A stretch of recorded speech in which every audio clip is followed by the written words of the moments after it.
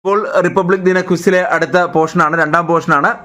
ഇത്തവണത്തെ റിപ്പബ്ലിക് ദിന ചടങ്ങിലെ വിശിഷ്ടാതിഥി Indonesian president ആണെന്നുള്ള കാര്യം നിങ്ങൾ നേരത്തെ പറഞ്ഞു.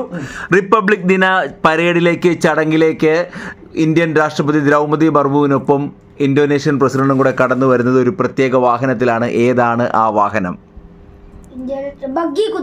ട്രഡീഷണൽ ബഗ്ഗി എന്നാണ് അതിൻ്റെ പേര്. അതായത് കുതിരകൾ വലിക്കുന്ന ഒരു കുതിര വണ്ടിയിൽ തന്നെയാണ് വരുന്നത്. നിഷാന് മിഠായി എടുക്കാം.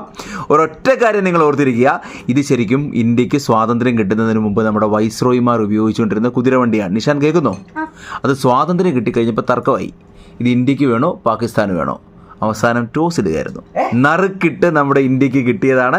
നേരത്തെ നിങ്ങൾ പറഞ്ഞതുപോലെ ഈ ട്രഡീഷണൽ ഈ കുതിരവണ്ടി നമ്മുടെ ബീറ്റിംഗ് ദ റിട്രീറ്റ് ചടങ്ങില്ലേ, ആ ചടങ്ങിലൊക്കെയാണ് സാധാരണ ഇത് ഉപയോഗിച്ചുകൊണ്ടിരുന്നത്. 1984 വരെ റിപ്പബ്ലിക് ദിന പരേഡിൽ ഉപയോഗിച്ചിരുന്നു. അതിനുശേഷം ബീറ്റിംഗ് ദ റിട്രീറ്റിൽ മാത്രമായിരുന്നു. കഴിഞ്ഞ വർഷം മുതൽ 2024 റിപ്പബ്ലിക് ദിന ചടങ്ങ് മുതലാണ് വീണ്ടും ഇത് തിരിച്ച് ഉപയോഗിച്ച് തുടങ്ങിയിരിക്കുന്നത്. ഓക്കെ, എങ്കിൽ അടുത്ത ചോദ്യത്തിലേക്ക് കിടക്കാമല്ലോ. റിപ്പബ്ലിക് ബീറ്റിംഗ് ദ റിട്രീറ്റ് നമ്മൾ പറഞ്ഞല്ലോ അല്ലേ. എങ്കിൽ അടുത്ത ചോദ്യം എന്ന് പറയുന്നത്, റിപ്പബ്ലിക് ദിന ചടങ്ങുകളിൽ പൊതുവെ ഇന്ത്യൻ സൈന്യത്തിൻ്റെ ശക്തിയാണ് പ്രകടിപ്പിക്കാറ്. അത് കലാരൂപങ്ങൾക്കൊപ്പം ഇന്ത്യൻ സൈനിക ശക്തി കൂടിയൊക്കെയാണ് ആ പ്രകടനങ്ങളിലൊക്കെ പങ്കെടുക്കാറ്.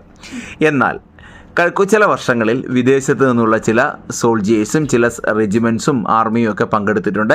ഏറ്റവും ആദ്യം റിപ്പബ്ലിക് ദിന ചടങ്ങിൽ പങ്കെടുത്ത വിദേശ ആർമി എന്ന് പറയുന്നത് ഫ്രഞ്ച് സൈന്യമാണ്. പക്ഷേ രണ്ടുപേർക്കും അറിയാമെങ്കിലും ആദ്യം ഉത്തരം പറയുന്നത് നിബിയാണ്. നിബിക്കെടുക്കാം. ഫ്രഞ്ച് ആർമി 2016 കേട്ടോ. നിഷാൻ വിട്ടുകൊടുക്കണ്ട, ഒരു പോസിബിലിറ്റി തരട്ടെ. ഓരോ വർഷത്തെ റിപ്പബ്ലിക് ദിന ചടങ്ങുകൾക്കും ഒരു തീം കാണും.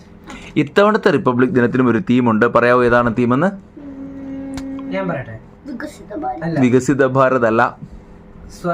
ഞാൻ ഇംഗ്ലീഷ് പറയാം. Golden India, heritage and development. Heritage and progress ശരിയായ ഉത്തരവാണ്.